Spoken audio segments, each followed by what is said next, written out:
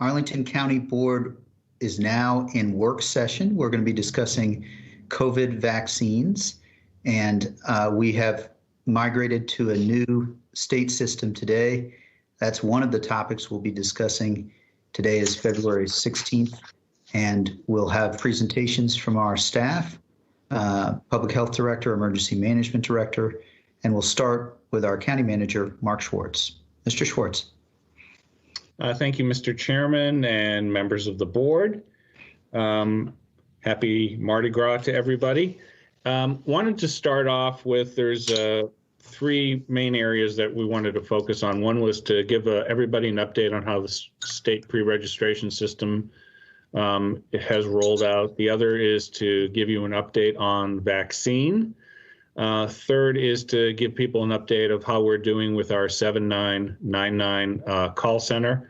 And then we also could spend a few minutes, if you'd like, on the status of testing. And we actually have a big testing event coming up next week on the 24th that we'd like to talk about briefly, and obviously throughout take questions. So what I'm going to do is start with, I'm going to ask Dr. Varghese and Dr. Miller to give us a quick update on what's going on with the state pre-registration system. Like I think most members of the board and other members of the community, have faced a very confusing situation this morning and this afternoon. So I'm going to ask Ruben and Aaron to give us an update on what they know, because they've both had conversations with the state. Dr. Varghese?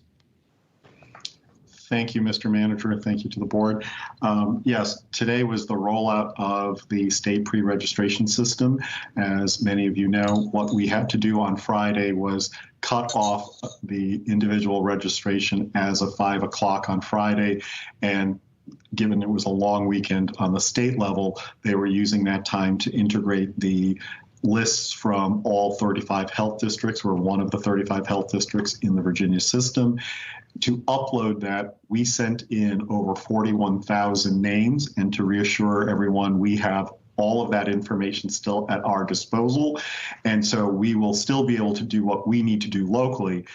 In the migration process, we're not the only jurisdiction that has found this. There have been people who have not been able to find their information, and obviously they are re-registering. It won't hurt, and they're working through those things. We have actually, more than one of my staff and myself have registered our displeasure at that. However, we know they're trying their best, but obviously it could be scary for folks, and I wanted to reassure everyone, we still have the 41,000 plus names that we sent to the state, and that is what we would be using and will use going forward till because we don't have enough vaccine supply, so we're not going to go beyond 41,000 anytime soon.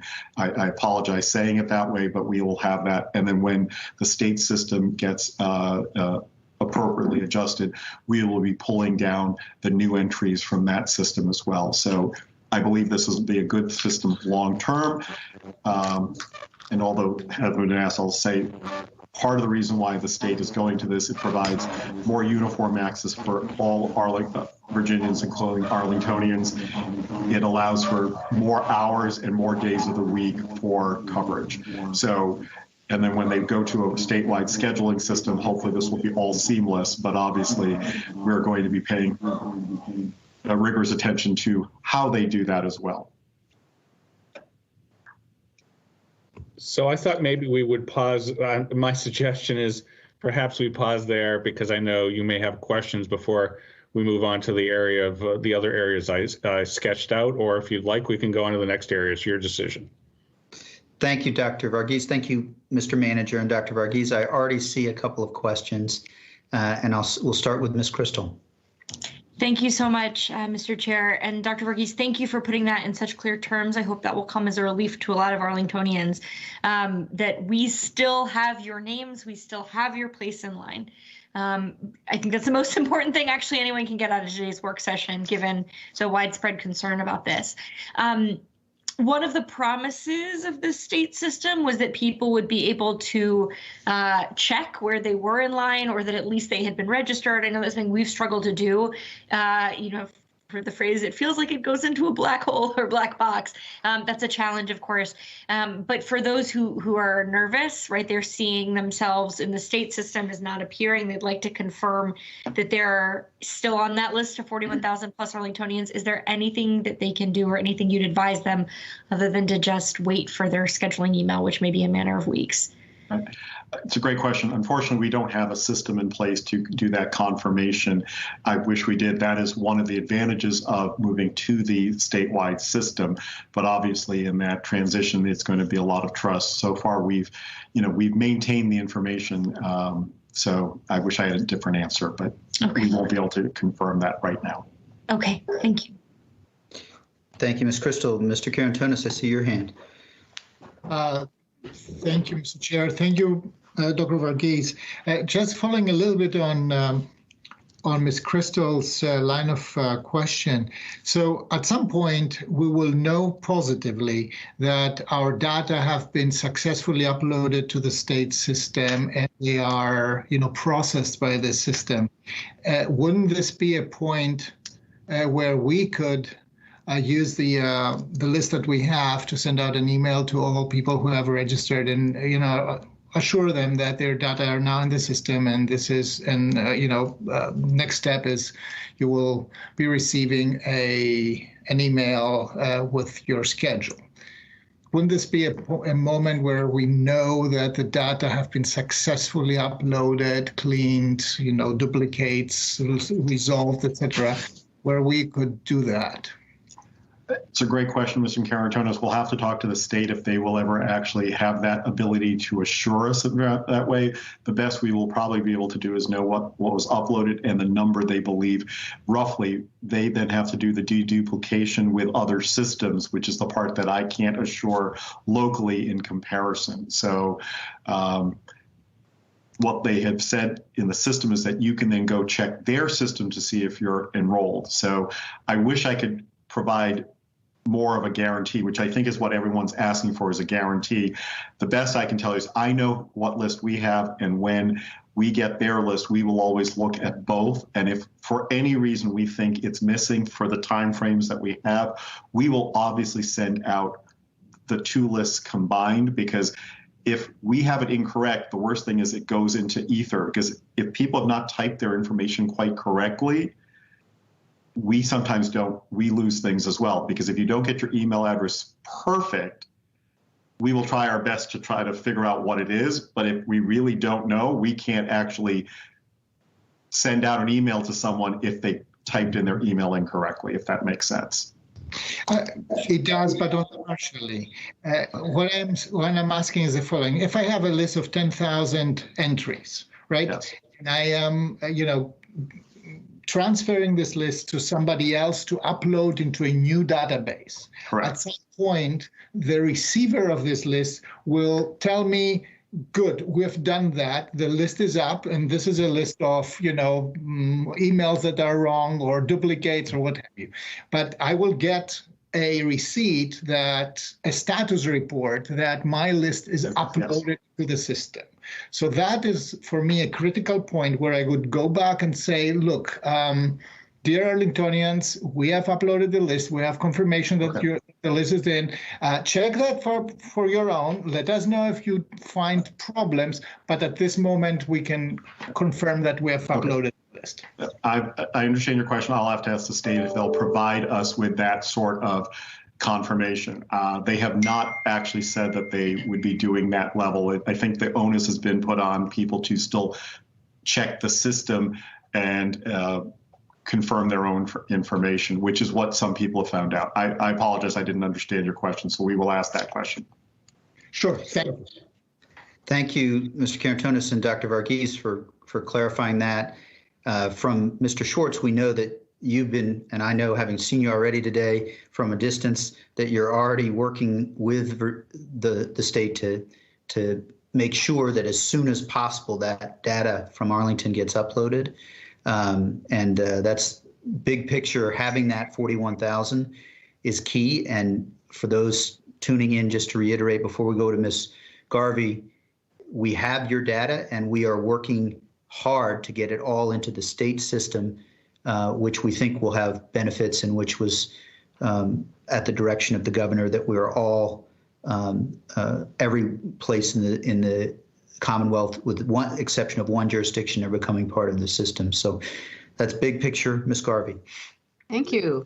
So thank you so much, Dr. Verghese. Actually, I'm not looking for certainty, but I am looking for reassurance, and I already have it. So thank you. Because one of the things, I'm one of these people that I went on. So I have two questions for you, I think. One, so if I had entered in my information, I pre-registered with Arlington back in December, I think it was. If I made a mistake on my email and it bounces back to you all, do we then follow up? Obviously not just for me, but for anybody, because you're saying how delicate this system is. I assume if it bounces back, we do a little check-in and try to reach out again. We don't give up.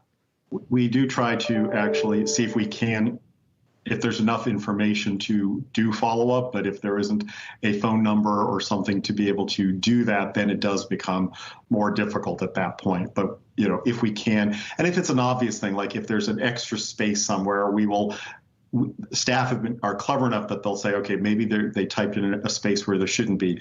Then they'll make that correction and see if that goes, and so on. So the staff do try to actually correct anything that's obvious, but some people put in the system literally things like no email, in a sense. And if they don't give us the telephone number, it then becomes more difficult at that point. Yeah. So. Yeah, absolutely. Well, I think you have enough, hopefully, to find me. We'll find out. And then I did what I suspect a lot of people will do, because, and I actually have faith that you're going to call me, because I know a lot of people who signed up like right away on the first day, and they've gotten invitations. The system is working here. So that's my reassurance. I think in Arlington, the system is working. It's not perfect. There's that black hole issue that Ms. Crystal brought up, which we would like to solve, but it isn't in a black hole. We got you. And I'm feeling much more reassured about that. I'm also feeling reassured that you've got all of the 41,000 people, because what I'm guessing is going to happen is we're going to continue working and reaching out to all those people, and hopefully Yes. by the time we get down there, the state will have figured out what they're doing, and they'll get the news, and they won't lose them. But I'm sure we're not going to lose the ones that we have, which includes me. So thank you. And then another question I had. So I did what I think a number of people will do. I went on to try to check the system. So I went on to confirm, do they have my name? Does Virginia have my name from Arlington?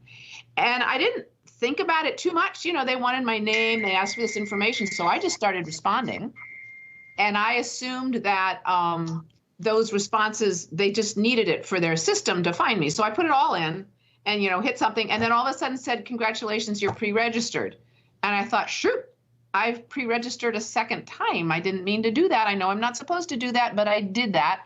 I'm assuming that's not a big problem, at least not for me and not for Arlington. Is that the case? Because that's going to be a natural error people are going to make.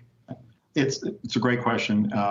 So going back to your original thing, we will always be looking at our existing lists, and whatever gets added by the state, as I said, we will err on the side of over including rather than under including. So if there are two people by the same name, if we can deduplicate, great. Otherwise, they may get two invitations at different times in the system, but typically we try to deduplicate. And so it should work overall. So I think this is as reassuring, I guess, as we can be in this sort of technology world. That's fine, Dr. Verghese. That it reassures me enough for what I think. It's bumpy, but I really appreciate it. Thank you, and that's it for now. Thank you, Mr. Chair. Thank you, Sure. Dr. Verghese, a lot. Thank you, Ms. Garvey and Dr. Verghese. And we neither want to overpromise, nor do we want to. There's an opportunity in that question. Certainly, it will be a preference of all of us that if there's duplicate entries, the earliest of those entries. Yeah. Would work, and so that's a point. And I think Mr. Dorsey, and then Ms. Crystal, if that's okay, just because we haven't heard from Mr. Dorsey. Go ahead. Well, thank you, Mr. Chair. To piggyback from where Ms. Garvey was, so Ms. Garvey, I suspect that you didn't click the check the list link, which was possible before you actually input all of your information over again. Nope, because I didn't see it. And I thought, and that's to my point. It is not a very intuitive interface on the website at this point. The link wasn't prominently available up until early this afternoon. To check one's registration to see if it exists. You have to note out of the top corner where it might be before you follow the correct link in navigation. Beyond all of this, we're not going to fix their website, but it's creating a really huge burden on the local districts to basically provide customer service and complaint feedback on the state site. And I'm wondering if there's any conversation going on with Virginia Department of Health about resources, human or financial, to deal with this incredible burden. You know, I'm struck that every year we go to our state and we band together with localities across the Commonwealth not to accept unfunded mandates. And this is an implicit unfunded mandate to actually, fix through customer service and other forms a state mandated issue. So I'm curious as to whether that's been a part of the conversation, whether you would caution us against pursuing relief in that matter. Sure. Thank you for the opportunity, Mr. Dorsey. I will tell you, my colleagues and I and the staff across the state have been giving the consultants and the state more than an earful about the impact that this has been having. So right now, our focus is on getting them to actually get the system to where it needs to be. It should have been working from the minute that it opened up. And the postmortem will have to be done after the fact. What I'm encouraging my staff right now is to focus on, okay, tell us what sort of proof you're going to give us as much as you can that we're in the system. They can't provide their assurance for every single person, but what are the usual landmarks? So can you say how many records got transferred on Friday evening after our submission? Then work through those processes. The state has not said what they're going to do about those things, but those are the things that we're asking for. We've involved our Department of Technology Services. They've been at the table from the beginning. So this is going to be a 35 health district / jurisdiction sort of phenomenon if things don't improve quickly enough. I do have every faith that the state, though, understands why this is important. And the larger reason is a very important one. The more centralized the assets are and have the resources of the state, I think this is something that the state needs to do more of rather than less. There's a tendency in Virginia to think, oh, do everything locally.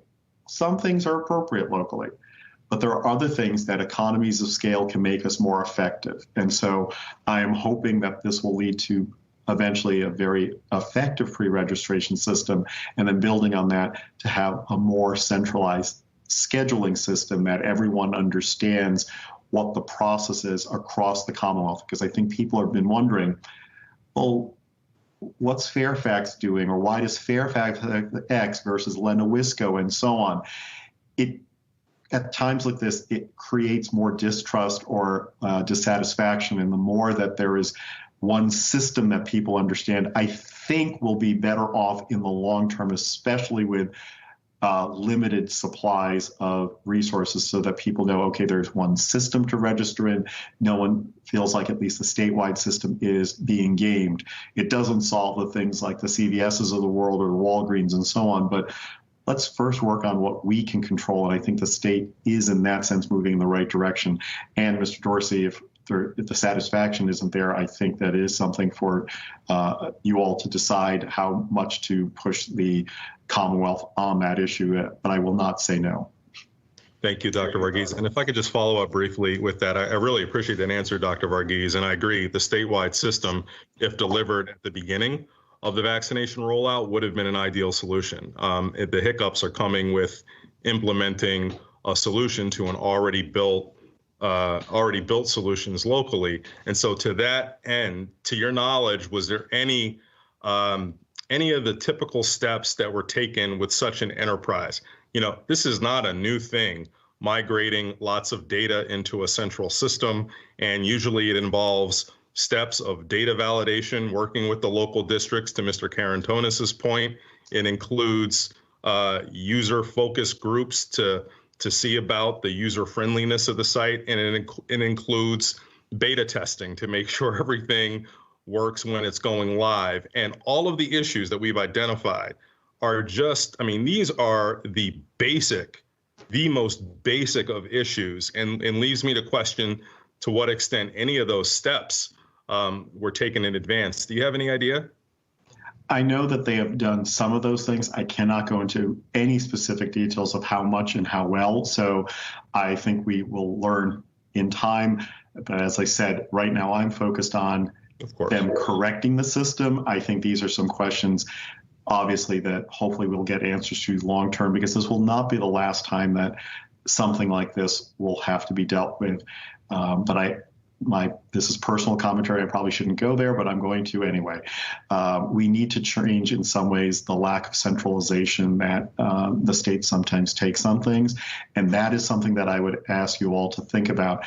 Public health has been woefully underfunded across the nation, and everyone thinks you can put systems together at the drop of a hat. The state needs to have a better system in general, but that's for after this crisis. But if we're doing anything moving forward, the reason why I mention this, a lot of people think that this is a once-in-a-lifetime phenomenon with pandemic. And actually, in the last 15 years of my career here, and if you go all the way back to 2001, essentially, we've had over 10 biologic events of major import in this nation. So we've got to stop thinking of these things as one-offs. So what are we doing to actually make sure that we can actually deal with human health on this scale? And it means you need to have some systems. You don't need complicated things, but the ability to start thinking about vaccination at 2 doses, having a simple electronic health record for the whole state. If we had those systems in place, we could build off of that rather than trying to create 35 different systems across the Commonwealth. So, I mean, we've done very well here in Arlington, but should we be doing it locality by locality versus this is where the public good or the common good could be helpful? And that's why I'm taking this opportunity to suggest this could be something to start saying, let's not wait till the pandemic is over, but start asking the question, should we be doing more as a Commonwealth to have the capacity to make this happen? Because we're only as robust and resilient as the systems across the state. Appreciate that. Thank you, Mr. Dorsey and Dr. Varghese. I know that I see Ms. Crystal, and I know that it's possible, Mr. Manager, that you also have thoughts that you want to add about this. But did you have a question, Ms. Crystal? Is that a vestige of a hand? I do have a quick question. It feels almost inappropriate given the very high level of reflection on which that previous answer ended, but this is incredibly tactical. I think one of the things and I know my colleagues try to communicate with folks who are concerned beyond that point about, we've got your information, we're scheduling based on the information we as Arlington County have.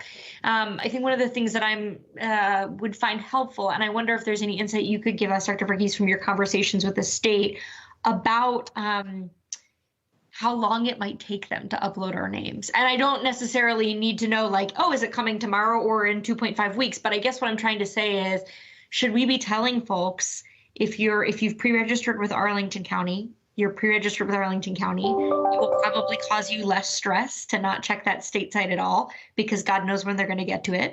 Or is the message, listen, they're still importing data from the health districts. It's going to take a few more days or maybe a week for the state system to be fully reflective. You can check back there in a week and maybe you'll be delivered the information you were promised. Do you sort of see the two? I'm trying to figure where we are between those two extremes. This is speculation on my part. It's an excellent question. Based on what I've heard already today, they have not just heard from us as a health district. They've heard from across the Commonwealth. So there are obviously some glitches in the data that they have received or how they've put it out there. So they are working on it, and obviously 35 times over potentially. So I think the week approach, not WEAK, but taking a week would be the way that I would reflect on this. And it really, I guess, is concerning for the people maybe in this next week if they're trying to pre-register in the system. But remember, if you pre-register in the state system, based on what I know, there's no harm in that, okay? I am not suggesting now 41,000 people pre-register, because that just leads to more deduplication. What I would recommend is for those who have registered with Arlington, if they can remain patient, they remain in that system. They know we have it. It should be uploaded for those who never pre-registered anywhere, it would make sense if you're interested in the vaccine to actually now get pre-registered in the state system, because you can't get to the vaccine before the public phase unless you're invited. And the only way to be invited is to be eventually part of a pre-registered system that we then download and send the invitation. So if that helps provide some more clarity, I hope I offer that as a way to say, okay, this is something you can do, especially if you haven't. We want people to get vaccinated. If you haven't pre-registered, this is that opportunity to start using the state system for that. Yeah, but if you have pre-registered, the state has not only not uploaded Arlington County's data, but it seems like they've maybe not uploaded data for 35 different health districts across the Commonwealth. So please don't make yourself too crazy refreshing that state page every hour. Maybe check back. We've got You're absolutely right.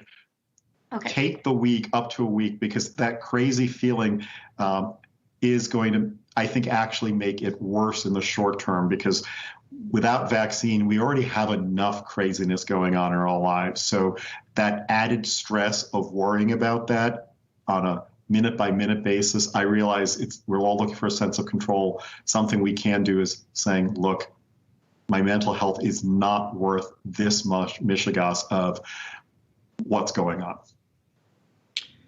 Sure, that's helpful. Thank you, Dr. Varghese and Ms. Crystal, for the question. So if you've pre-registered, take some days and up to a week before you do anything, and take a breath. I would submit that we have committed staff, and we will reach out. And an example is the Virginia Hospital Center. Many people were worried then. We got back to people, and everyone got of those who registered over 75 got a dose. We are continuing to work on it, and we get the urgency. Each of the 5 of us is receiving emails, and every one of you are in our minds, and we're accountable to you on it. I know we have other questions, Mr. Schwartz. I know you had some thoughts, and then we'll go to Ms. Garvey. You're muted, Mark. People need to keep 6 feet away from their keyboards if they're thinking of if they're thinking of registering with the state, if they've already pre-registered. Thank you. I think that's an indication of both of your concern about this, and there is an urgency to getting this right. So Dr. Varghese put it as more than an earful, and each of us shares that sentiment while also wanting to work smart. So we address your concerns. Ms. Garvey. Yeah, thank you. And I really appreciate Dr. Varghese using that public health term, mishigas. It's great. And I just, Ms. Crystal, thank you so much for that question, because I know I am, like all of us, we're getting questions from people. And I have found over time when I respond, it's helpful because people, they have been heard and we can tell them what we know. And it's always helpful. I tell them, which we all are, we're all in the same boat. We're right there too. So what I'm going to tell people is that when I find out from Dr. Varghese or Mr. Schwartz, whatever, that the state system is live and doing well and fine, and you can go check, then I will send out an email to my folks and tell them that. The people that get, but I'm going to tell them, just don't worry about it until you hear from us. If you've, pre-registered, and we got 41,000 people to go through. So just take a deep breath. And again, try to be patient. I think this pandemic has been a huge lesson in patience, and it is getting painful for all of us. But again, thank you for raising that point, Ms. Crystal and Dr. Varghese, because if people know what to expect, and what to expect now is just wait for a while, I think that's really helpful. Thank you. And just to follow up, we have another call with the state across the state again tomorrow. This is a daily call at the moment until we get more answers. So it's not like we're waiting a week, but they know we're all looking for answers and to tell us what their solutions are in the system. That may not be reassuring to everyone. They'd like it to be resolved by tomorrow. I'm hoping it will be resolved by tomorrow, but I don't want to make that promise. But they have already put in place another call for all of us to hear what the progress has been and what the issues are. So they are tackling it piece by piece. Yeah, thank you. That's right. I tell them to wait a week, but you're not, and yeah, we don't want you to. Thank you. Thank you, Ms. Garvey and Dr. Varghese. I think, do we have other questions on this in this area, or shall we go on to the next piece of it? I do want to just briefly say, and Dr. Varghese might, or Mr. Schwartz might be able to mention additional information. I'll just say that some of you may know that Fairfax has chosen to, so far, to go on their own approach. And that is a decision that we did a lot of research, and we made the best decision. We think this is in the short and medium and long-term interests to do the state system for the economies of scale points that Dr. Varghese mentioned. But I don't know if you, Dr. Varghese, or Mr. Schwartz wanted to speak at all to that. I don't want to get in too much detail, but I do think enough people have asked us about that that decision. And so I know you did a lot of due diligence, and we'll continue to work to make the state system better. Is there anything you or Mr. Schwartz, you want to go ahead? Yeah, I would just add, and I wasn't really planning on speaking to this, but I did, it's a point that Mr. Dorsey brought up, which is that, look, I will tell you this, as county staff, we've made mistakes during the pandemic, and I freely admit that. We try to avoid things, though, that are foreseeable. And I will tell you that last week, each of you can attest to my relatively high level of panic over this idea that was rolled out. Not because, as Ruben says, I think having a statewide system is perfectly fine, but some of the very basics that Mr. Dorsey referred to, which is user testing and just even seeing if we gave them 100 names, they weren't done, and we knew they weren't being done. So it raised a huge question mark in our mind as to whether we should participate or not. I know Fairfax went through the same calculus. We decided at the end of the day that that the long-term benefit would be worth it. And I have to tell you that even if we had chosen not to participate, I imagine we'd still be getting a lot of the phone calls we're getting today saying, why didn't you participate? And my friends in a neighboring jurisdiction are doing this. But it was a calculated balance on our part, and I think in the end it will be worth it. But the thing that most frustrates me right now is we have a large number, about 20 or 30 call takers at our 7999 number, who are trying to help people with some of their questions about are they eligible or when their appointment is. Those phone lines are literally flooded with people who've already pre-registered. And what it's done is it's just amped up the mental anxiety on the part of people. And so I'll just leave it at that. Thank you, Mr. Schwartz. I think, Mr. Dorsey, you had a question? It was actually a comment on this piece, just to be clear about Fairfax's role in all of this. It wasn't just that they saw problems and opted out. They were deploying a system, a new registration system on Thursday or Friday of last week. And I'm sure some degree of their calculation had been, we've promoted bringing people to our new system. We can't really shift to that other thing without there being a lot of public confusion. So I just want to make very clear, it's not that Arlington didn't make a good bet. Fairfax had some other considerations going on as well. Thank you. Very helpful, Mr. Dorsey and Mr. Schwartz. Hope that gives folks a sense of how seriously we take trying to get this right and the long-term benefits that ultimately were made by our experts, our web team, and Dr. Varghese. And we are working hard to address the concerns. So I know you had other components, right, Mr. Schwartz, you wanted to touch on. Right. Before I get to the vaccine distribution update, I did want to add one other point, because I know I've talked to the board about this. We had actually prepared and we're about to hit the go button on sending out groups of people. Usually it was going to be one county staff member along with a member of the complete vaccination committee into our neighborhoods to try to address some of the equity issues that are top of mind for us to get people to pre-register. And we made the decision to hit the pause button because we wanted to make sure the rollout of the pre-registration system went well. So that is the reason why we've heard calls. We've gotten letters from a lot of people saying, what is the county doing to reach out to those people who are reluctant to pre-register? And, I know we've spent a lot of time. Ms. Crystal has been attended the complete vaccination committee meetings. We've had a lot of work done on that. And there's certainly a high level of frustration on the part of people who want to help. We wanted people to know that we were ready to go. We are ready to go. That's another reason why we hope the kinks get worked out in the pre-registration system, and that as soon as they are, we will be able to go on that. So that's an important point.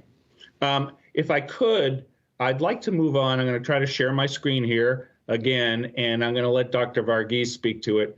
You know, I'm going to preface my comment by saying we live in a community where people love numbers, and they love to take the numbers and they like to dissect the numbers and say why the numbers perhaps might not be complete. So I will say this, and Ruben can add to it. There are numbers that appear on the state website, the VDH system, about the number of vaccinations that have taken place in the county. Ruben and I and Aaron have spent a significant amount of time trying to crosswalk these numbers with the state. We've always been able to do it. This week we couldn't.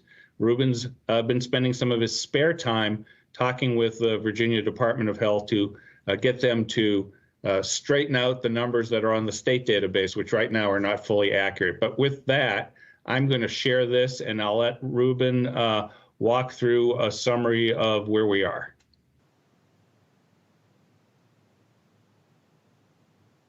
Thank you, Mr. Manager. So what we're presenting here is, once again, the data that the Arlington Public Health Division updates on Saturday evening when we're done.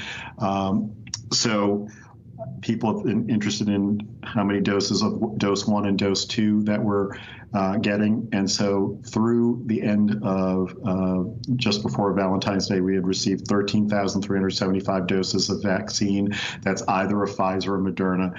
At the end of that week, we had administered 11,782 doses for 88%.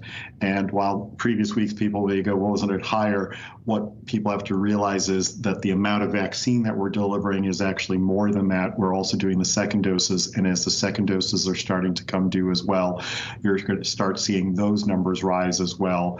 And so it's actually a good sign that we're hovering around 90% for first doses, and we're starting to see, as we're delivering the second doses, there are two different phases of second doses. Moderna was on a 28-day schedule. Pfizer is on a 21-day schedule. So as they come due, we're adding those in as well. Next week is going to be our collision of 2 second dose weeks. We'll have Moderna and Pfizer, and so we're going to be approaching 700 to 1,000 doses, but we're going to still do our first doses as well. So there are some idiosyncrasies in the system because of the dosing schedules and so on, all things that, you know, the staff have been adjusting to based on what we get as the delivery. But I want people to know that the staff are working close to 7 days a week, and many are still working 12 to 18 hours figuring this out, because you have to figure out when doses are due. There are people who get concerned, well, why don't you put the schedules out weeks in advance? Well, we have people who sign up for second dose vaccine too early, and we can't. It's not because we don't want to give it, but we don't want it to be ineffective. And so if people are doing it too early, it messes things up. And so we want to make sure that it's in the right time frame. There are a lot of moving parts on this, and unfortunately, it hasn't been automated enough to ask people the questions of which day did you get it? You know, has it been 21 days? Has it been 28 days, and so on? So those are the human elements that still have to be put into the system, which is why we're hoping that when the state eventually adds scheduling as well, those things will be integrated into these systems. But until that happens, literally, I've got staff who are going into the evenings trying to see when did people schedule. Oh, they're too early. So that they're canceling appointments, asking them to re-sign up, and that's a labor-intensive system that's involved here, because we don't want to have people get vaccine at the wrong times. So anyway, pardon for all of that information.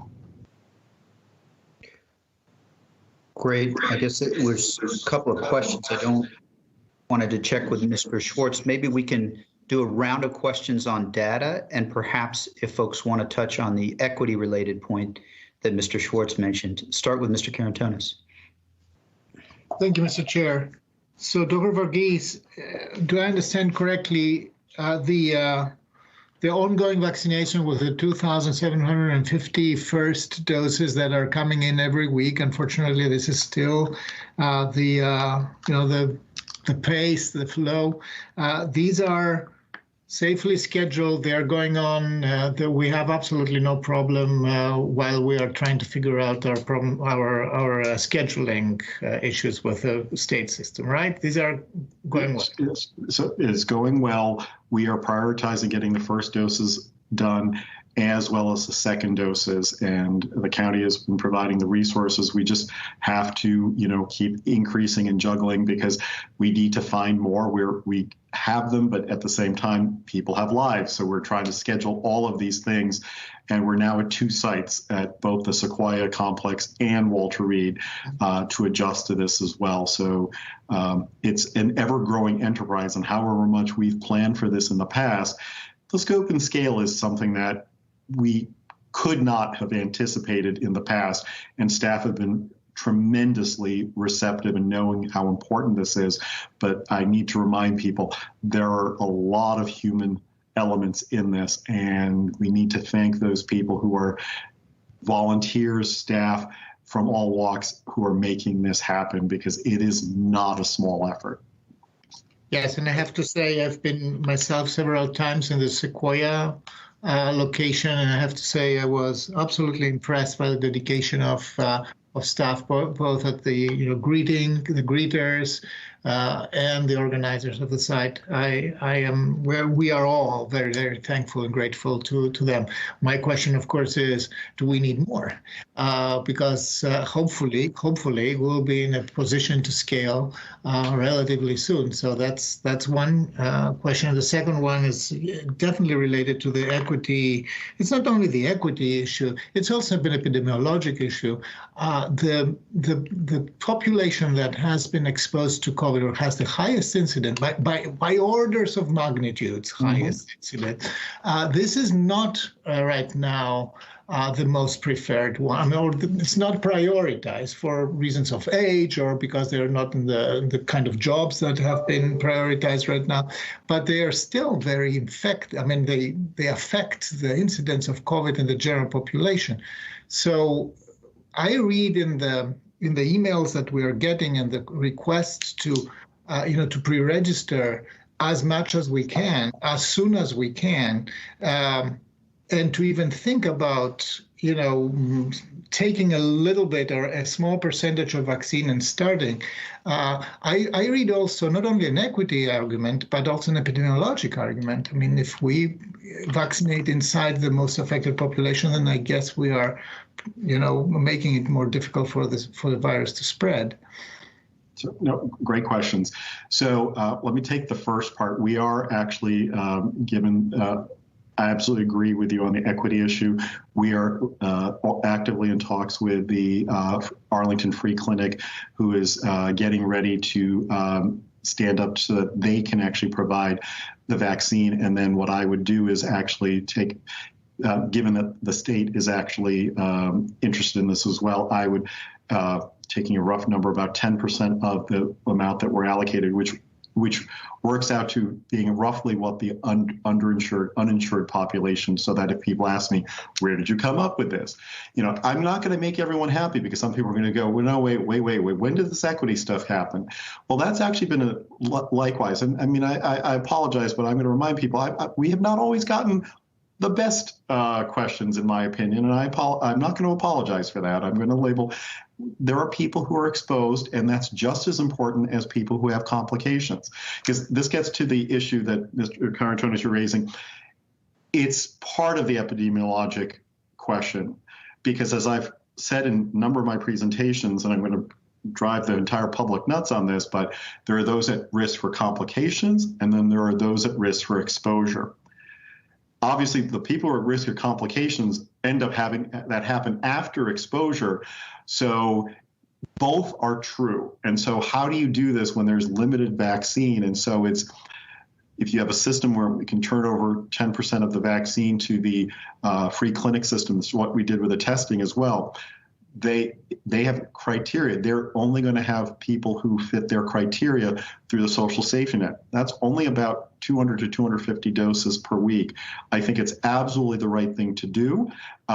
It's a way to do it. They're prepared to do it. And then hopefully we can get people driven to that system to actually participate, because just providing the vaccine is not going to be sufficient. We still have the issues of what Ms. Crystal is leading with Dr. Cannon about vaccine hesitancy. You've got to get people to be interested. And I know people go, well, you need to go into the neighborhoods and this and that. All would be wonderful, but with limited vaccine supply, I don't want to risk wastage of vaccine because somehow there's poor temperature control, not because people don't try, but if we waste any dose, that right now seems criminal. And we're trying very hard. I mean, so staff and I are waiting up. It was like, how many doses, do we have enough bodies and so on? So that is what we're trying to do. But to your point on equity, we're working with a free clinic to figure out when they can start doing this. And then that way, hopefully the social safety net system will also be able to drive folks. They don't have to be free clinic enrollees as much as what happened even with testing. They were the conduit, and they have been so gracious that they were following people up to 2 weeks after their test result, if they so chose. They didn't enroll them officially in the free clinic, but we worked with them and they were willing to say they can have almost like their breast cancer screening protocol. They would follow them for 2 weeks after a positive test result so that they'd have a home, but they can't commit to adopting the entire population because they don't have the resources yet to do that. Long answer to your question. I apologize. No problem. Okay, that was enlightening. Thanks. Thank you, Mr. Karantonis and Dr. Varghese, for that answer. I know we'll have additional questions. We'll go to Ms. Crystal. One of my takeaways is on equity, pre-registering and going into neighborhoods with the free clinic playing a role is coming, and coming soon. But while we're going to the statewide system, we did not think that it was the right time today and these last day or two. So that's just my big picture takeaway on equity. Ms. Crystal.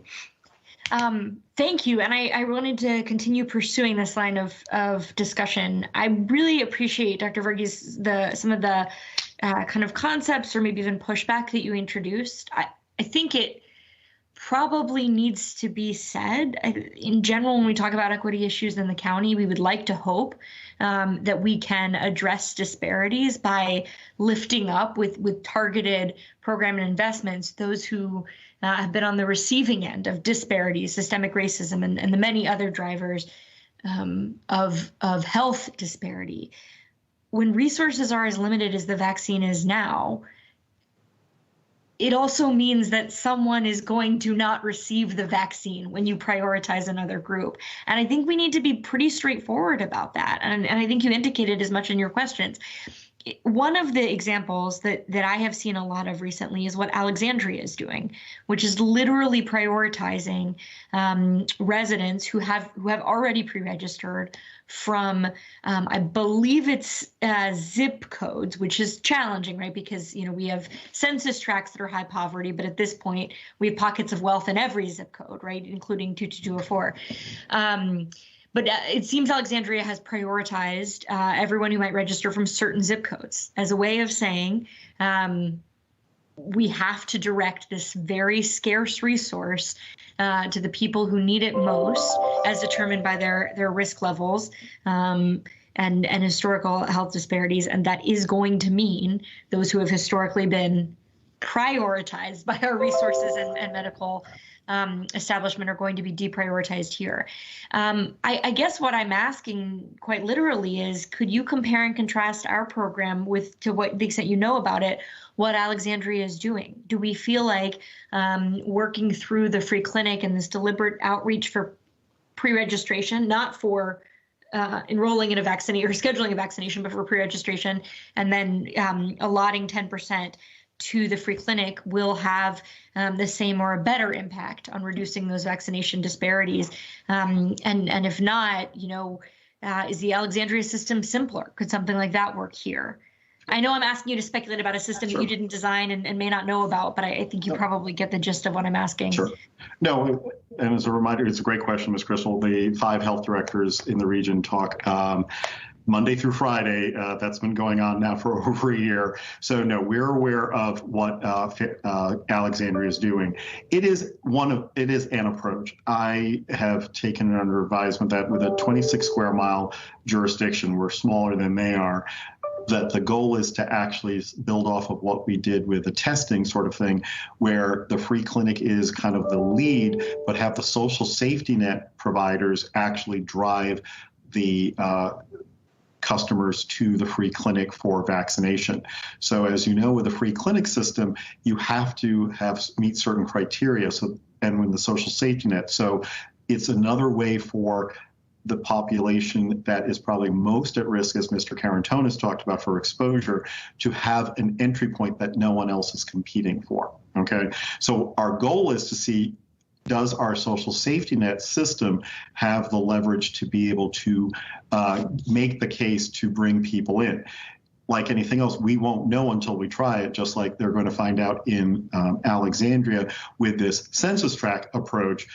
Will that or will that not drive people? We're trying to see if the social safety net and its, what's the right term, the comfort level that people have and the trust that they may have in the social safety net providers, will that translate to get over the vaccine hesitancy? Okay. Because that still becomes that if you bring it into the neighborhoods per se, we still need to make sure that people are going to go get it. So we're banking on, well, will people trust the free clinic? And we've seen the number of people who've gone to the Arlington Mill site for testing. So we're hoping that that will be something, but it could be 2 different systems, because the testing may not be seen as invasive. So that's the current approach. We will take it under advisement to see what happens, but what happens here, I think we will definitely have this being limited to one population, like the most underserved will be prioritized with this system, and hopefully with someone that is a trusted partner in the community. And so hopefully through that, we will start seeing more interest, and hopefully those will be the individuals that we can recruit for CVC and so on to say, let's trust the vaccine. This did work for us.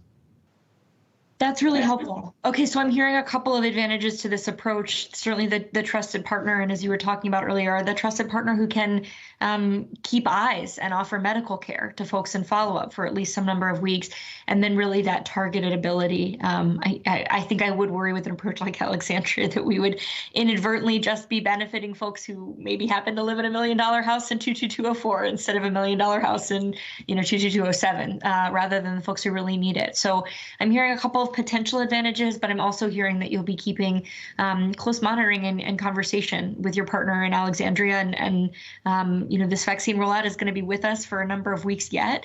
We have an opportunity to deploy different approaches if it looks like they could help us with this goal. Thank you. That's really helpful, and I appreciate it. And one other thing, as vaccine supply increases, we're not necessarily going to be getting out of the business. As we had said, we're trying to make sure that we have the capacity to provide as much vaccine as possible. It just may mean that we'll go in different places, but if we can still do 1,000, ultimately 2,000 per day, the real issue is getting people to the site and before trying to get it out into small populations. Because by the time the CVSs really get it, I'm hoping people will just go anywhere and everywhere to get it, but we're still far from that. Thank you, Dr. Varghese and Ms. Crystal, for the questions. It's very helpful. I've also seen comments, and it really does help us understand the equity effort and the continued desire to make sure every dose is used and done equitably. So, Mr. Dorsey. Yeah, a couple things. So I think, to be fair to our friends in Alexandria, I think they're prioritizing socially vulnerable census tracts so that they're not going to go to the large zip code issues. But with that, Ms. Crystal, from your question, I was really intrigued by what I heard in your question, and I'm not sure we fully explored it, was not just the plans for dealing with vaccine hesitant individuals, but prioritizing among vaccine confident individuals if it makes sense to do something other than first come, first served. And that's sort of a prelude to my larger question when this gets really hard with 1B, for example, that category, which includes, I mean, you know, how we've only had 40,000 or 20,000 at this point is beyond me, because it seems like just about everybody could find a way to legitimately qualify there. Are there any thoughts on what might be ways of equitably prioritizing or determining an order within that other than first come, first serve? Because, you know, the glaring example is a hypertensive worker who spends all of their time at home because work allows it is in a far different state of risk than the similar person who works at a grocery store.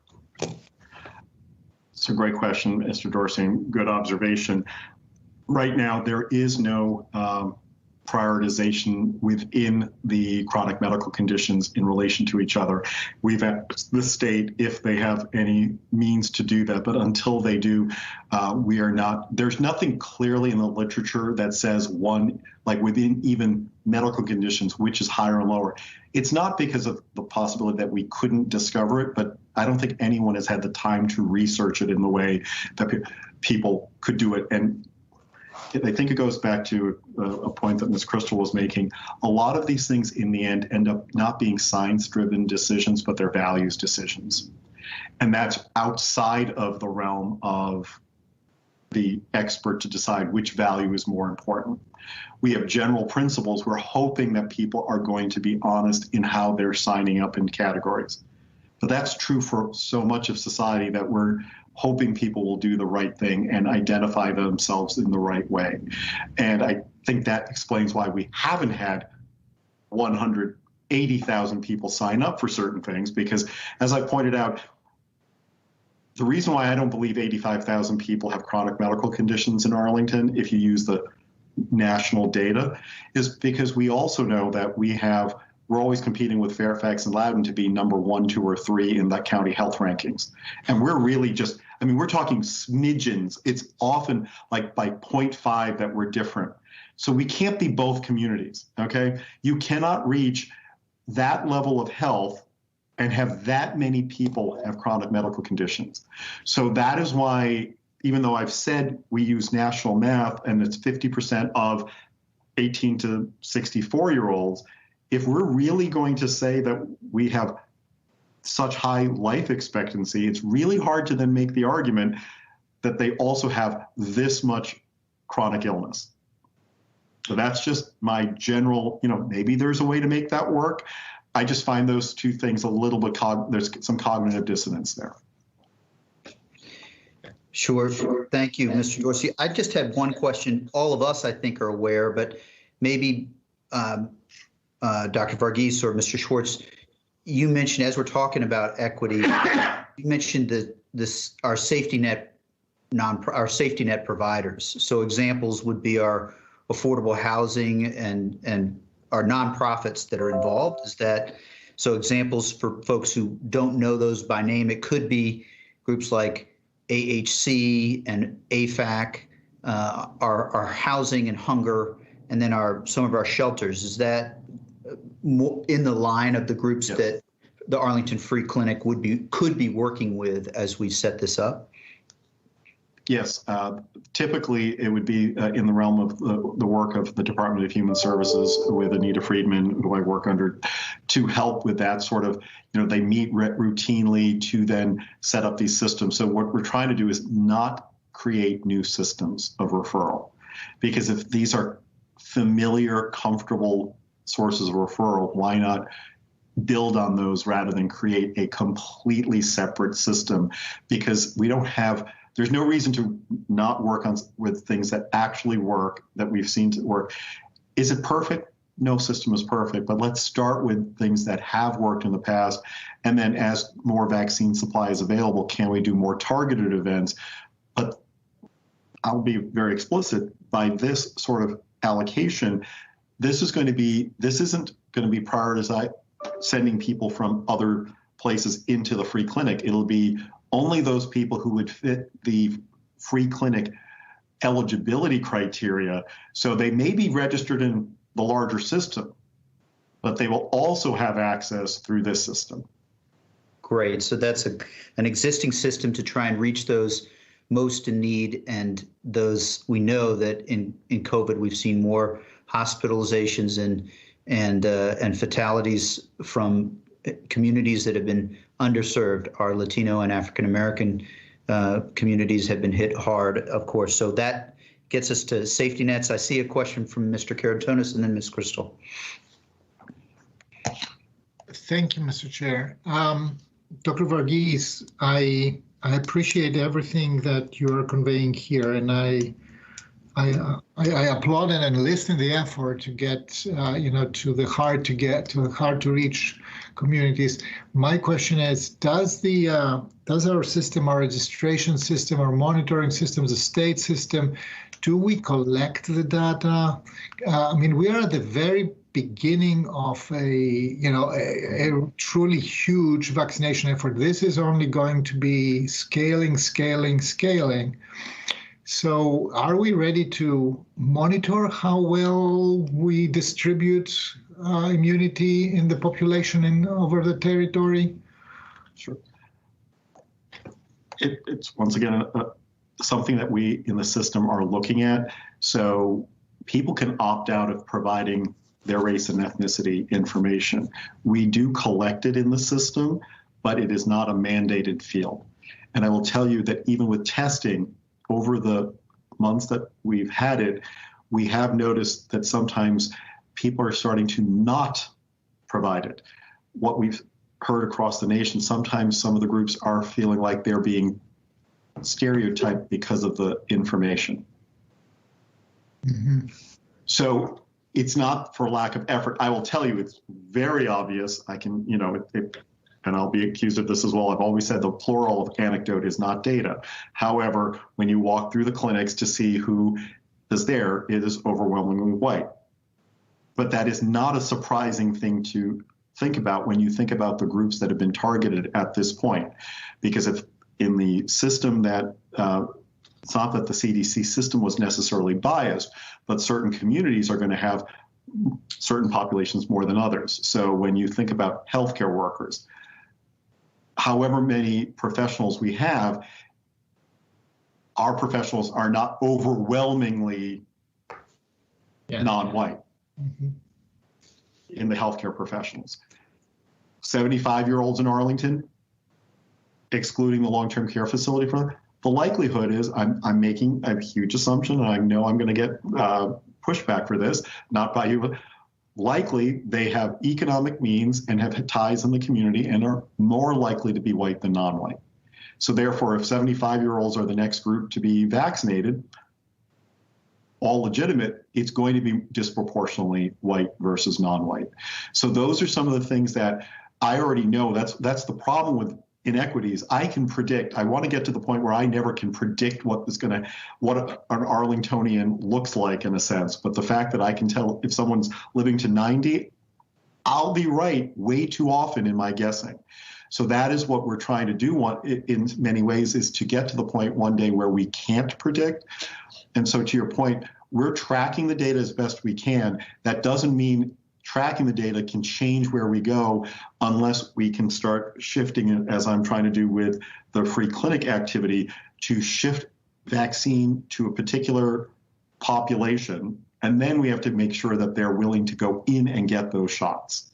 So by providing the vaccine is the first part. It's not a lot of vaccine, but let's first proof of concept, and can all of those doses be used? There will not go to waste because we're so close to each other. We can pull back if they have unused doses that week, but can we get more people in those risk groups that are underinsured and uninsured, which are going to be disproportionately Hispanic and Latino, followed by African American and so on, that's a natural way to get more access to the vaccine, and then using their systems to otherwise still prioritize within what we're supposed to do.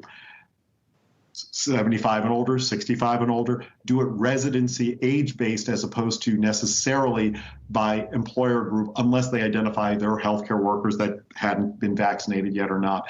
I'm not going to stand on ceremony other than to roughly say that it's similar to what we're doing for the rest of the population, but get this group that's more likely to be disenfranchised that opportunity to have easier access than these systems that are set up with internet access and all of these things that were designed for convenience, not necessarily malicious intent by the CDC, but there are consequences that would have been known. Okay. Thank you, Dr. Varghese. We're working. We got equity and data, and this may be our last set of questions. Mr. Dorsey. So just to continue this conversation, Dr. Varghese, what clear guidance do we give to people who are concerned about equitable distribution and want to help? Is it the best thing that you can do right now is to ensure all eligible individuals who may be from socially vulnerable populations pre-register? That's the most important thing other than figuring out what might be some pop-up clinics that we can do or anything else. Make sure they get in line as quickly as possible. Is that the guidance? That is absolutely the guidance. The second piece would be talk up why vaccine is important when it becomes available. I think some people, I get it, when they go, well, if it's not readily available, there must be something wrong or I'm not prioritized. We also need to communicate with less than 3,000 doses per week. There isn't enough, even if, let's say, we flipped it and said, we're first going to prioritize all the disenfranchised. There are not just 2,750 of those individuals. So we've got to make it, I know people like things to be simple. Absolutely correct. Get them pre-registered. And if you find that people are vaccine hesitant, ask them first to be pre-registered. Mm-hmm. Then talk to them about why vaccine is important. Because if you get to vaccine is important and they didn't pre-register, they're now further behind. You can always say no to our invitation. Right. But if you never get invited, then it's harder to get into the system. I love that. So even if you are vaccine hesitant, let's register everyone. Only the vaccine averse. Okay, we're not going to force you to do anything, but anyone who is just on the fence or non-committed still needs to be registered to preserve that place in line and opportunity. That's going to be our best strategy for equitable distribution of vaccine, and to Mr. Karantonis's point, actually hitting the spread where it can do the most epidemiological good. Thank you. On that note, I appreciate it, Mr. Dorsey. I think we'll have some other topics. Mr. Schwartz, did you want to cover others or think you're on mute? Sorry. The first time I made that mistake ever. I did want to go on and have Dr. Miller give an update on where we were on call center metrics and have him talk a little bit about some of the logistical issues that we face. I know that we've got a lot of requests from people. Hey, let's just have a pop-up clinic here. Let's do this. It seems like perfectly reasonable. Before I hand it off to him, I did want to mention that I know that you, Mr. DeFerrante, actually were with the governor today, and I've seen you with the governor at least 3 times in the last 3 weeks, emphasize the importance of equity in our community. And I know the governor understands this, but I wanted everybody to know you've taken the opportunity to remind him that equity concerns also exist in Northern Virginia. So shout out to you on that. I'm going to turn it over to Dr. Miller to talk a little bit about the call center. Sure. Good afternoon, Mr. Manager and Mr. Chair. Thank you, Board, for having me today. I just wanted to provide an update. I think last week I provided you a little snapshot of the calls that we receive. And actually, I'm going to share my screen. If I do this correctly, you should be able to see the same thing that I presented last week, which is just a slide that shows last week's call volume and then yesterday's, because we go on a week basis, right? It's rolling. And so again, one of the things I noted last week was that we continue to see an overwhelming demand on our 7999 call takers. I cannot thank them enough. That is staff mostly from our Department of Environmental Services, but supplemented from the Department of Parks and Recreation, from libraries, and a few other places throughout the county. And they are answering not only these questions that you mentioned about vaccine and pre-registration, but also about things that we continue to see: testing, access to social safety net services, rental assistance, food assistance, just general questions that folks have about COVID. And you know, what we're seeing is that the demand really does tie to these sort of large announcements. And so you'll see last Friday, we handled over 1,000 calls. And today I absolutely expect that we will be well above and beyond that. And so, you know, one of the reasons that we do think that the call center and moving to the state system is going to really offer, one, an additional avenue for individuals to be able to get some of the same information, not everything, but some of the same information. But the other thing about the state call center, particularly for pre-registration, is it does have multiple avenues of access, right? So there is, in addition to calls, the web platform that you all mentioned, once that the little speed bumps get sorted out, that does represent another, as we say, door of entry into the program and getting the information. So just wanted to be able to provide you that brief snapshot for the calls. I do have testing update, and I don't know, Mr. Chair, if you want me to run through any of that or just hold off. Happy to defer to you. Sure. Well, let's see if we can do a little bit on the calls first and then come back to the testing, if that's okay. I just want to kind of highlight you pointed to last Friday when there were 1,000 calls. And I already know, because we're all getting emails, there have been so many calls today. And I just wanted to kind of highlight that first, we're going to keep that call center open at least to make sure that folks get questions answered until and unless there's a strong statewide system up. And also wanted to kind of highlight that it's when there are that many calls, that's sort of in the let's wait a couple of days if you can, if you need to call the 7999 number. But can you speak at all to the keeping the 7999 number up for at least so that we can continue to address concerns there? And then just that call volume, it's likely to settle down a little bit tomorrow, would you guess? Yeah, so great question. Absolutely do sort of anticipate that the volume decreases. One, as our message gets out, that yes, we heard you. We know that the state has had some hiccups and we have your information, right? We can confirm, as Dr. Verghese mentioned, that those 41,000 or so names we handed over, we have that information and your data is safe, and we do and are discussing, with the state how we can make sure that everything is completed up in the uploads.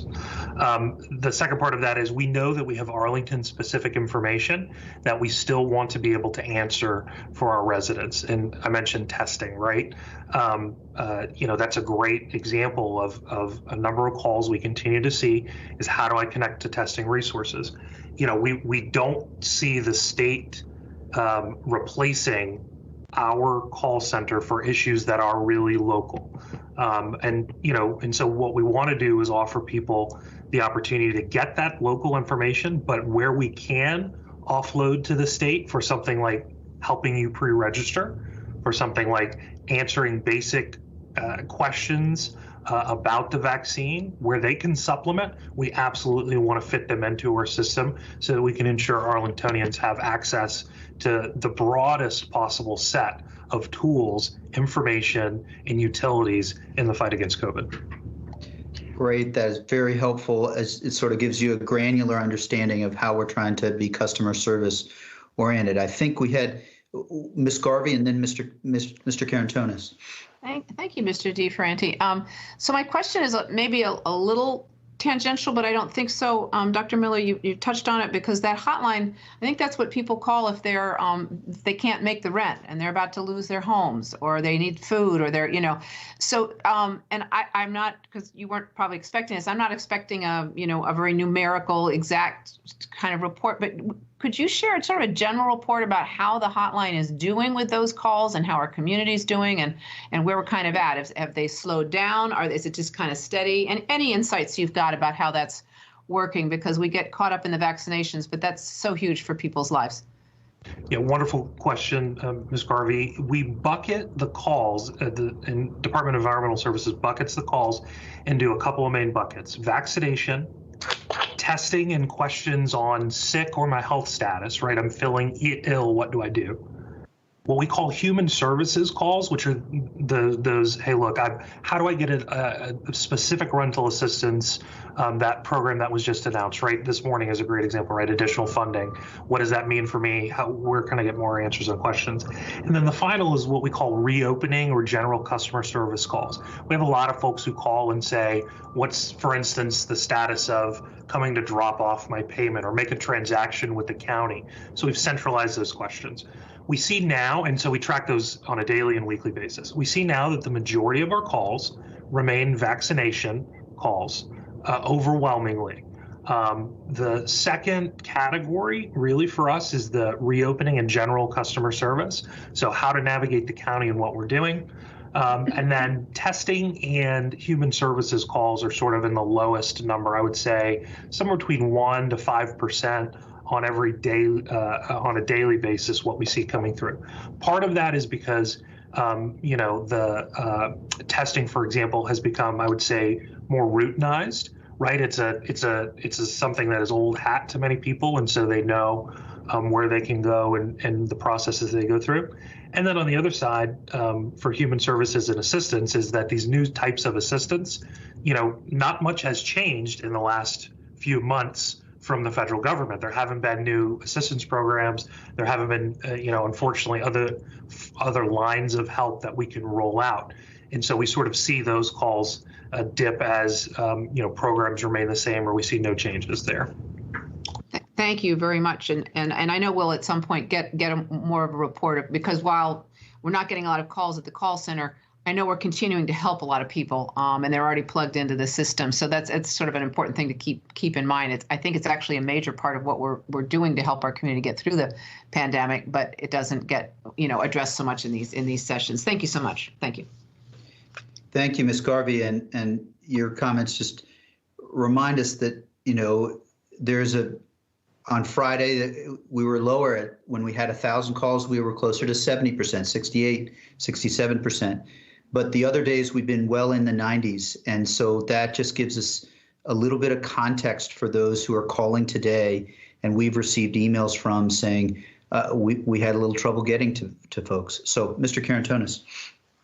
Well, thank you, Mr. DeFerranti. Kind of a follow-up to Ms. Garvey's question.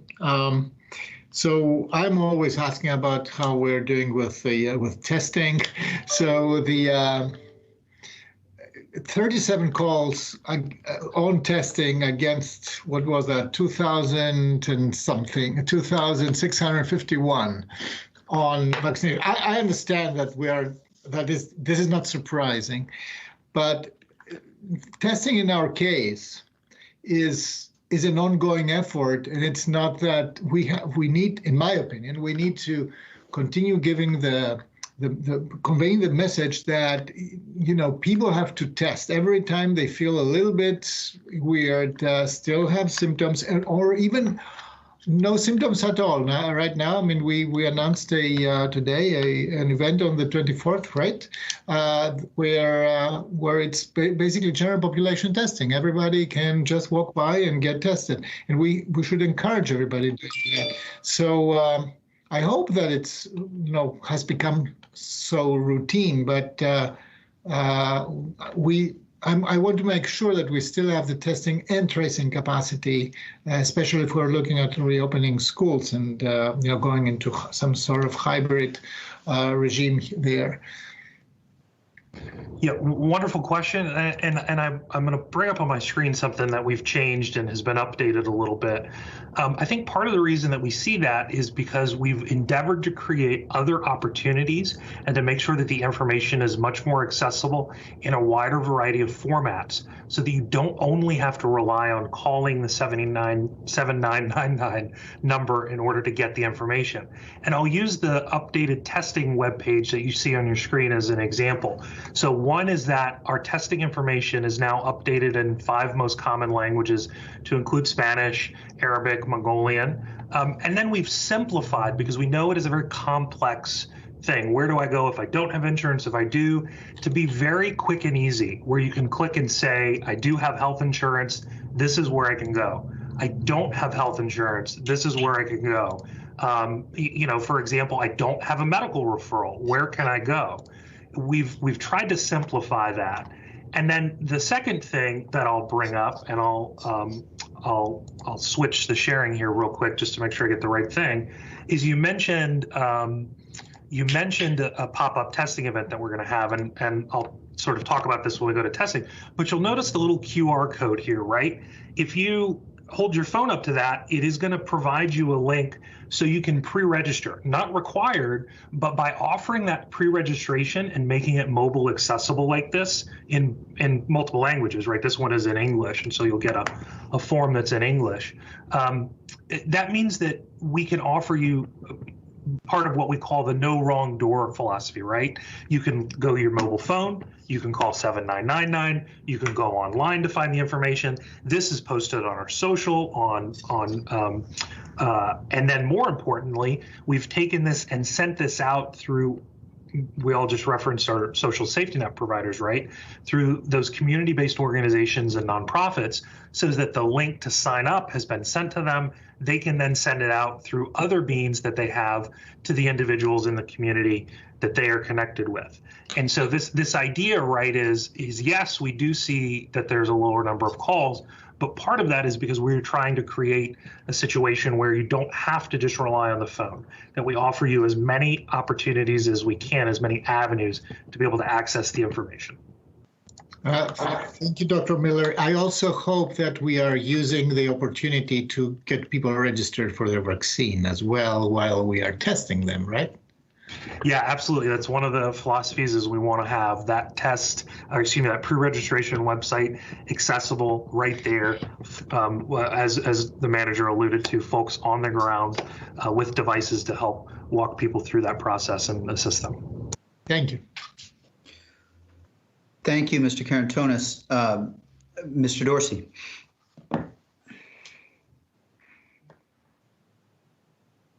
Thank you, Mr. Chair. So I'm not sure if this is the appropriate time in the session to just sort of talk about how we sort of advise people moving forward on their behavior. And this resuscitates a question that I had at a previous work session about to any extent we're doing genomic testing on COVID within Arlington, and how to sort of, one, I'd love to hear any comments if we've made any advancements there. But if we're prominently spotlighting, because I wasn't able to find it, some of the updated public health guidance, such as the utility of double masking, for example, which is something that has recently been promoted. Are we actively promoting those strategies as moving forward?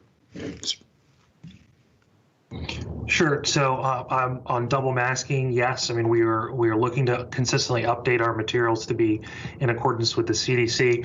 I wore a double mask today, as a matter of fact, my outer one, and then I actually threw the surgical mask away because it had become unusable. So as we do these things, yes, we're making those updates.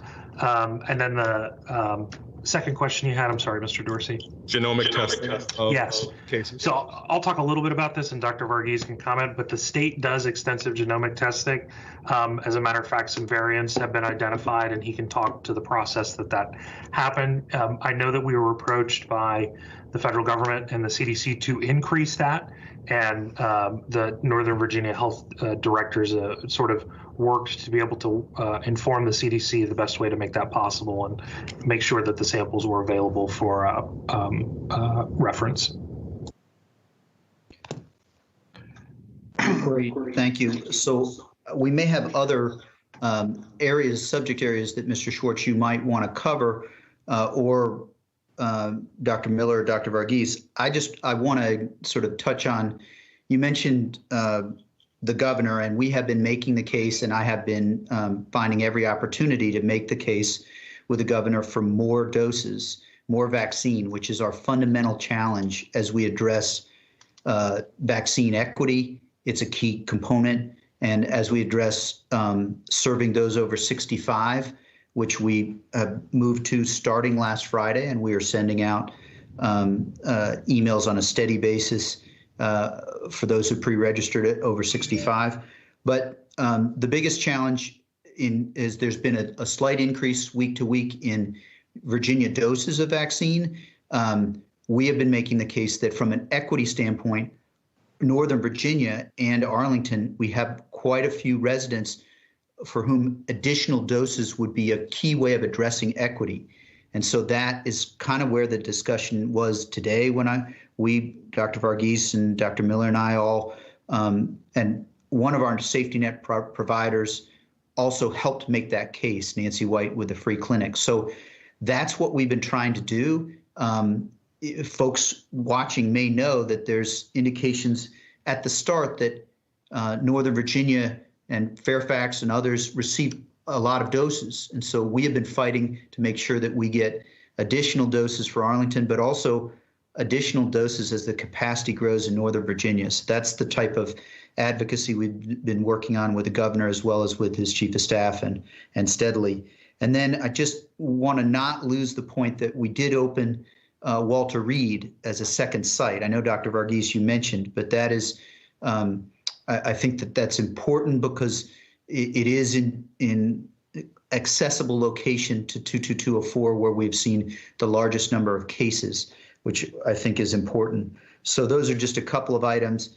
I don't know, Mr. Schwartz, if I know that Dr. Miller, you mentioned there's some high-level testing data that you may have touched on, or did you want to add before we go eventually to Mr. Schwartz and maybe a last round of questions or last subjects that you might have? Dr. Miller first. Yeah, just a brief update. We are down to around a 5% test positivity rate through the PCR test. That's the lowest we've seen since November, I believe, around November. So we're trending downward.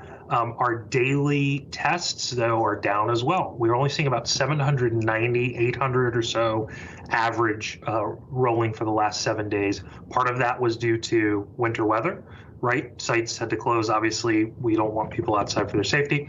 But we expect it to sort of ramp back up. And many of you, Mr. Carantonis most recently mentioned our event on February 24th. I just want to highlight that, and I'll put that back on the screen and read it so that everyone hears it. It is on Wednesday, February 24th from 2 to 6 p.m., 601 South Carlin Springs Road, which is the former VHC property. Drive up, saliva and nasal testing. So we know one of the barriers has been the swab. So we do have the ability to take the saliva test. No referral, no appointment, no identification, 2 years and older. We can do that with the saliva test, and free. No insurance is needed, and we do have on-site language translation. So again, another sort of pop-up opportunity that we're attempting to address some of the demand we hear from the community for continued lower barrier, free testing services. That's all. Thanks. Great. Thanks, Dr. Miller. Mr. Schwartz, did you have additional topics you wanted to cover? Or the rest of staff, leadership? I think we got a third. Muted again. It's maybe a hat trick. There has to be a phrase for that. You came up with vestigial hand, but we have to work on a description of people who don't realize they're on mute. There are not specific topics that are remaining, except, I know we have been getting questions from people about how we're going to go through and prioritize is the wrong word, the 1B category. We've spent a lot of time talking about 75 plus and 65 plus, and also I don't know if the number was mentioned specifically, but I think we have over 19,900 people who have pre-registered in the 18 to 64 category with pre-existing conditions. And we also have, I think it's between 8 and 10,000 people who have pre-registered through their employers in the remaining 1B categories. So to give a sense of scope, with the number of people that are registered that we need to get to currently, we're looking at around 40,000 people who are in the queue. The point that Dr. Varghese was making, and I think that Mr. Dorsey made, which is that you will not get a vaccine unless you get in the queue. And so we really want to urge people to do that. Having said all that, and there was an article that just came out today, I know that Ms. Garvey and I have lamented that whenever we have a work session, there's always news coming out about additional doses becoming available. Even with additional doses, we have many weeks ahead of us so that before we can get through this. And I completely understand. I do not expect people to say, well, that's great, we'll just take a vacation for a few weeks and come back and check and see where we are. Everybody's very focused on this, as are we, and there's a lot of difficult issues to work through, but we still maintain our commitment, and our staff is working tirelessly to make sure that no one is left behind in getting a vaccine, and we'll do whatever we can. And, you know, I've said this to people, if you have a specific instance or a specific case where you think somebody needs help and we're not getting to them, and I know that Ms. Crystal and Dr. Cannon have spent a lot of time focusing on this, we are desperate. As much as I've said, people love us, listening to us, we're desperate that the trusted members in our community help us to get those people who need that help into the system. So I think I did a greatest hits or worst hits there summary of some of the remaining issues. Sure, it's helpful to have that context that we are working to get to everyone, but that it will take time. And I see Ms. Garvey's hand. Yeah, thank you. You know, I'm thinking sort of to finish up, I kind of want to get back a little bit to the equity piece because, you know, Dr. Varghese, you started out years ago and showing how different zip codes, one side of the street, your life expectancy was totally different, 10 years less than the other, and all of the ways that you can sort of find, you know, systemic inequities in our system. And I know we've kind of described, can you kind of put together all the things we're doing to try to make sure that we reach the most vulnerable among us? I mean, we're doing pop-ups, I know, in areas where we tend to have people who might not have access to healthcare. That's why we're working through the free clinic. We've got the, you know, working with the complete vaccination committee with Ms. Crystal, which is great, doing the trusted partners. I wonder if you just kind of succinctly enumerate those things that we're doing to reach out to the most vulnerable, because a lot of people are really concerned about that. Sure, and I'll let Dr. Miller also chime in. So there are different ways to look at it, but first of all, as you've already mentioned, having testing opportunities, first of all, in the area where it had the most number of people that had the most number of cases, and because of their occupations needing free testing. So arranging for the getting the resources for the free clinic to be able to offer that sort of testing with county support at the Arlington Mill site, so that it is for the underinsured, uninsured in the very neighborhood that is most affected. Doesn't mean other people in Arlington. Hopefully we can do vaccines, because then people are concerned about the vaccines now that way. So that's testing. So then with the free clinic system, using the same social safety net that they use for testing to get the referrals to the testing site. Not that you needed a formal referral system as much as so that people knew that the testing site was there. And as we developed it, the number of people who've gone, I mean, there were days where we were well over 100 per day, approaching 200 per day. People started seeing that as a resource to be able to get the testing that they needed, and it was free. So that's part of the reason why I try to build off of the free clinic successes. Can we actually increase the enfranchisement of the same population? Obviously, if we can do it at the free clinic site, I'm leaving it to them, but we don't want to change too many structures if they've got the system in place and they've got the IT systems in place to actually see people there, but if they need larger space, we're happy to accommodate that. But they should be able to use their existing space currently for the amount that's being allocated. Some of the things we as a county have done on the equity issues, knowing that people are disproportionately impacted, and this is where I'm going to need help, but on the social safety net side, making sure that there's eviction prevention, having the funds available, making sure that people are getting the right messages on those things. So that's where I would have Dr. Miller maybe articulate more what we've done, but those things are happening. I just need to make sure people are going, it would be good if we didn't even have those issues happen. Those are policy decisions that are going to have to be made probably at some other time. Right now, we're still treading water to react to, in a sense, to the charity issues as opposed to the upstream. How do we prevent those issues, which are going to take longer to deal with? Dr. Miller? I'll just briefly say, even things like the digital equity program that you all sort of spearheaded and pushed us through, right? One of the items we identify is that often it requires internet access to get this information or participate in the pre-registration.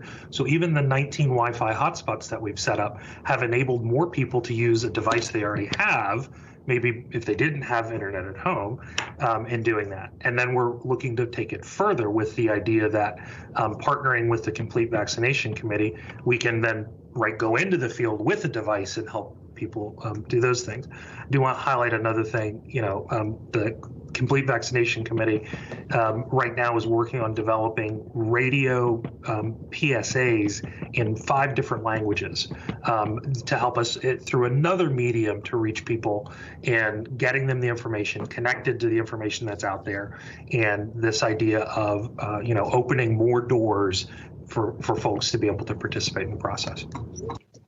It's great. Thank you. Thank you. Thank you, Ms. Crystal, for all your work with it too. It's great. Thank you, Dr. Varghese, and for the question, Ms. Garvey, and as well, Dr. Miller. I think Mr. Dorsey and then Mr. Karantonis, or do I have the order?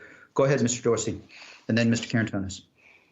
Thank you, Mr. Chair. I just want to, this has been a very helpful work session. I'm glad we've been able to explore a lot of key topics. There is an area where I think there's more work for us to do as a community, and that is figuring out what are the right mechanisms to go out there and make sure that our already existing systems. And Dr. Varghese, you said this so very well, and you've helped educate our county very clearly in our work on equity by leading us with the social determinants of health and outlining a system that is designed to marginalize Black and brown people. So given that we are existing within that system, I think it's incumbent on us to really explore every option, how we can upend that to ensure that we are not just falling prey to that existing system and its outcomes. So I don't know what exactly that is, but I think that's our job. And I know you're working 24/7 full stop with your team to get the shots in arms as you need to do, given the state of where we are.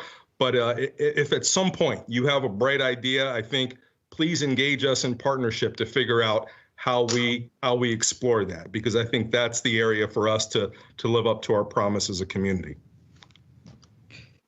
Thank you. Thank you. I know you're open to it, but thank you for sort of putting a highlight on that, Mr. Dorsey. And Mr. Karantonis, go ahead. Thank you, Mr. We've got Mr. Karantonis frozen in thought, I think, for a moment. So we've got to come up with a term for the audibly mute and then the interested but frozen. All right. Sure. Challenge accepted. Oh, there you are. You're back. Thank you. Go ahead, Mr. Karantonis. So I just wanted to thank the Complete Vaccination Committee for all the work that they are doing now and the work that they will be doing as we go, and Katie Crystal and Dr. Barbara Cannon specifically for their leadership on that. I have a different question, though. I get a lot of emails from constituents.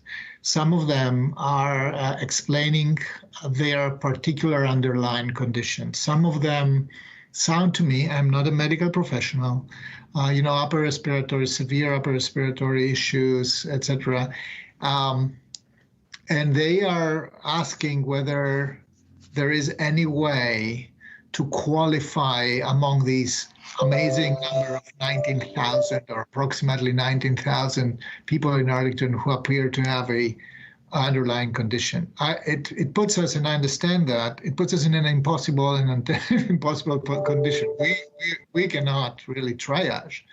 But what do we do with those few citizens who will have a very clear case of a severe underlying condition, which could cost them, I mean, a potential infection there could cost them life, right? So how can we answer these questions?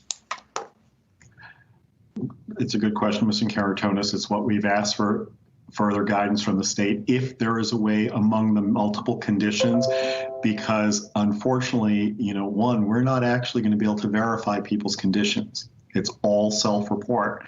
And so we're asking for their honesty in the process, and we're asking the state to see if there's any guidance that CDC is going to give. As I said before, unfortunately, we don't know the differences. I mean, I can make speculations and people make arguments for certain conditions over others.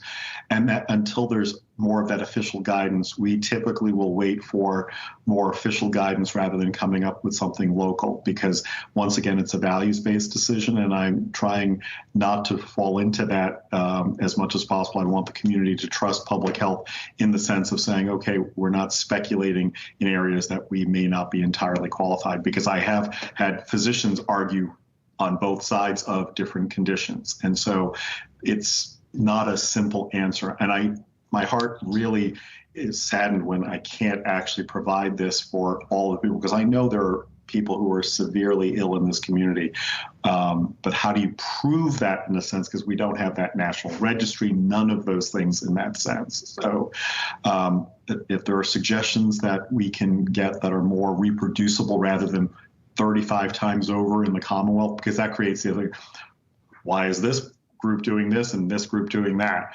That's where it becomes, is it who you know or is it their judgment? And that's a slippery slope. Perhaps I'm not brave there, but I don't want people to lose trust in trying to be as impartial as possible.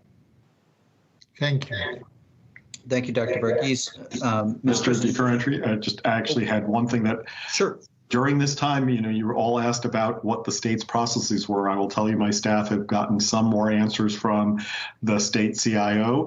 They, at least on the internal dashboard that we can follow with VDH, they have found we've gone from 14,000 records to about 33,000 records that have been added. So it appears we're making progress. When it will be public is a different issue, but we're at least seeing that they have systems in place. They're trying to do this. So we'll do the postmortem afterwards, but at least it does reassure me that we're moving in the right direction. Thank you very much, Dr. Varghese, for mentioning that. Those are real records and data and real people that we're so eager to serve. So, Ms. Crystal, I think you had a question, and we're getting close to closing, so go ahead. Absolutely. Thank you. Just a parting comment first. I certainly feel like I can take no thanks for the work of the CVC.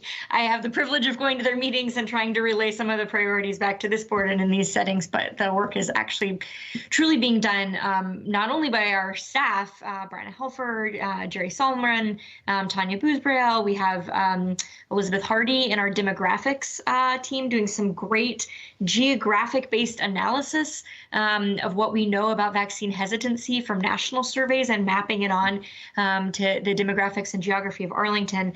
And then, of course, the real things go to the members of the Complete Vaccination Committee, who are the ones actually doing that spade work of getting out in the community. I wanted to end, I hope that those listening who are concerned about equity as we are have heard a lot of specific examples tonight or this evening, afternoon, about county government strategies, because at the end of the day, I know we are accountable and feel accountable for ensuring that our strategies reflect it. But I also know that sometimes it's empowering as an individual resident to just be able to do something other than wait your turn.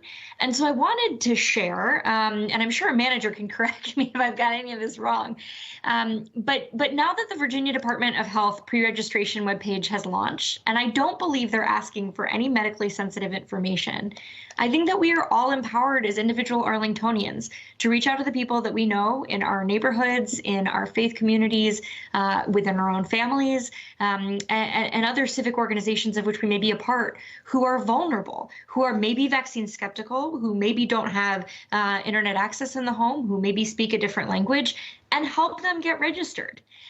You can do that, actually, as an individual Arlingtonian. Not to say that county government is absolved of the responsibility. I think you've heard us talk about some of the ways in which we'll be working, but it's a way to feel empowered and to help us tackle this equity challenge. If you go to arlingtonva.us and search CVC Toolkit, you will find information about what it feels like to get the vaccine in English and Spanish and Arabic and Chinese and Korean and Vietnamese and Tagalog. And you can get that out to your neighbors. You can find information about myths about the COVID vaccine in English and in Spanish. You can find information about how the vaccine works to protect people from COVID in 5 different languages. You can arm yourself with these tools as an individual. Find a link on our county webpage, or frankly with a quick Google, to the state vaccination pre-registration webpage, and help a neighbor get signed up. So again, we are working as the CVC, as county government, to get this message out and get people pre-registered in the community. But if you are sitting there feeling disempowered by the experience of COVID, or disempowered because you don't like the way the county is doing outreach, which we respect and do take that criticism to heart, there is a way for you as an individual to help too. So arlingtonva.us, search CVC Toolkit to find those materials, and that will more or less get you to a link as well on the state webpage. You can also give that a Google, Virginia Department of Health Vaccine Pre-Registration System, and help get the people that you love pre-registered for a vaccine as well. Thank you, Ms. Crystal, for providing that avenue and a way to work on it while also maintaining what we all share, which is a sense of accountability to work as a county government to serve you well. An example of that, I don't think we should lose some bright spots. So, for example, last Saturday, we canceled all vaccines because there was bad weather and shifted them to Sunday. And nothing makes us happier than hearing from people via messages last Sunday when we got out 900 doses. So that's just an example of trying to work for you. I do think another point that was made that we should not lose is that I know many have asked us about is the data question. We really, Dr. Varghese, Dr. Miller, and the manager have all pointed out that the data is not yet as good as we want, and so we will continue to work on that. And then I just think we ought to end by understanding that all of us have continue to get emails from folks who are eager to get a dose. And we have you in mind, and that is what's leading our staff to work really almost every day for over 100 days, in most cases of the ones you've seen here. So we're trying to serve you. We know that we want to serve all of us in the community, those over 65 underlying medical conditions. We have work to do on equity.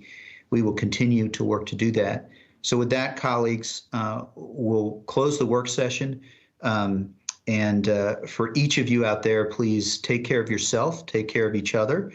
And we're getting closer to the light at the end of the tunnel, but we're not quite there. So hang in, and we'll keep each other safe and healthy, and have a good evening. Thanks so much. We are adjourned.